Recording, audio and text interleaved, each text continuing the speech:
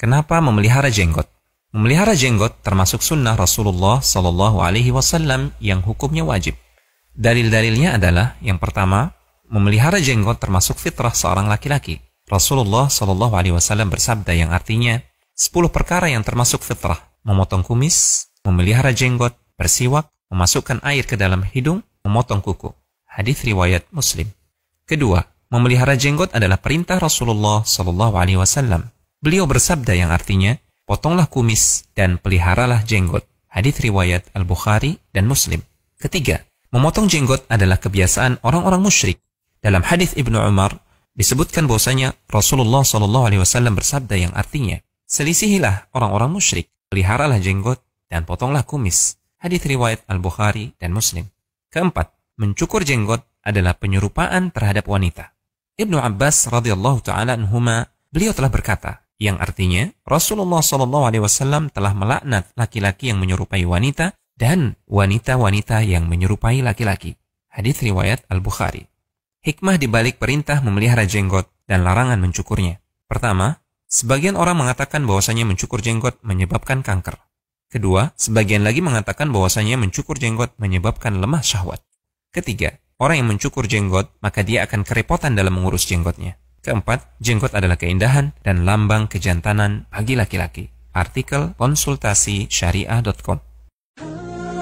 Sebelumnya, pria klimis rapi tanpa janggut disukai, tapi lihatlah ini, janggut di kalangan pria jadi perhatian. Tahukah Anda, ternyata memelihara janggut seperti yang disunahkan Nabi Muhammad SAW ini menyimpan kebaikan bagi dunia kesehatan. Peneliti mikrobiologi dari University College London menemukan adanya sumber potensi antibiotik terbaru yang berkembang biak di janggut yang terpelihara. 20 sampel janggut yang diambil, deteksi 100 bakteri yang berkembang, dan setelah diteliti, ternyata mikroba yang membunuh bakteri lainnya. Mikroba pembunuh inilah yang dipercaya dapat menjadi potensi antibiotik yang secara otomatis membuat pemilik janggut lebih tidak rentan sakit. And we found quite surprisingly that the beard isolates are capable of killing the indicator strain that we have, showing that they actually produce antibiotics themselves. Bakteri pembunuh yang ditemukan di janggut bernama Staphylococcus epidermis. Saat dites melawan bakteri E. coli yang terkenal kebal obat, hanya mampu. Syekh Muhammad bin Shalih Al-Utsaimin, jenggot itu sampai dia. Di akhir hayatnya beliau sakit kanker. Maka disarankan oleh raja supaya berobat ke Amerika, di kemo. Sampai sana diberitahu sama dokter kepada penerjemah, kalau di kemo nanti resikonya seluruh rambut dan bulu-bulu itu rontok. Hah? Terus kata Syekh, termasuk jenggot sih? Iya Syekh. Lah, pulang aja aku, katanya. Aku tidak mau menghadap Allah dalam keadaan tidak punya jenggot. Masya Allah. Ini salah satu orang soleh yang mengamalkan petunjuk Nabi. Langka orang kayak dia ini. Aku tidak mau menghadap Allah dalam keadaan tidak punya jenggot. Terkadang ada sebagian orang mengatakan jenggot itu cuma simbol. Cuma simbol membedakan mereka dengan orang lain, dengan kelompok lain. Bukan. Kita berjenggot karena banyak hadisnya.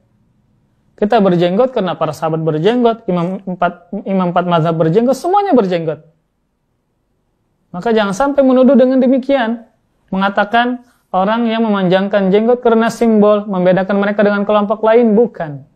Hadisnya jelas. Para ulama kitab-kitab fikih, kitab-kitab hadis jelas menjelaskan tentang masalah jenggot. Maka ini adalah tuduhan yang sangat keji ya. Tatkala seseorang yang berjenggot, yang mengamalkan perintah Rasulnya dikatakan sebagai agar dia terlihat berbeda, agar simbol membedakan dia dengan orang lain, bukan. Seseorang yang berjenggot mutlak karena perintah Allah Subhanahu wa taala, perintah Rasulullah sallallahu alaihi wasallam. Bilang Rasulullah habibuna wa khaliluna, kekasih kita, baginda, junjungan kita mengatakan akrimul liha, muliakan jenggot. Kalau antum cukur, antum mau simpen dalam laci, ini jenggot. Hah? Antum mau pajang? Antum kemanain jenggot? Buang, disapu, buang di tempat sampah. Itu mulia, kan apa menghina? Subhanallah, tidak ada rambut di sekujur tubuh laki-laki yang kita ini diperintahkan untuk memuliakannya dan nggak boleh dicukur kecuali ini. Kenapa dibenci? Ini sunnah nabimu, sunnah orang yang engkau ulang-ulang mengatakan wa asyhadu anna Muhammadar Rasulullah. Atau dia nggak kenal sama nabinya barangkali, dia banyak punya persepsi, gagal paham lagi ceritanya. Nabi dia itu gak ada jenggotnya gini mungkin ya, licin gitu dagunya. Nabi itu memang nggak nyuruh numbuhkan jenggot. Nabi nyuruh numbuhkan jenggot nggak jemaah? Tumbuhkan jenggot. Siapa yang bisa numbuhkan jenggot? Nggak ada. Perintah Nabi SAW itu a'ful liha, biarkan jenggot. Makanya nggak ada sunnah untuk pakai minyak apa, nggak ada sunnahnya. Karena Nabi tidak menyuruh menumbuhkan jenggot, nyuruh biarkan. Disuruh biarin. Makanya Nabi juga berjenggot. Bahkan beliau mengatakan sunnah, termasuk fitrahnya para Nabi semua pakai jenggot.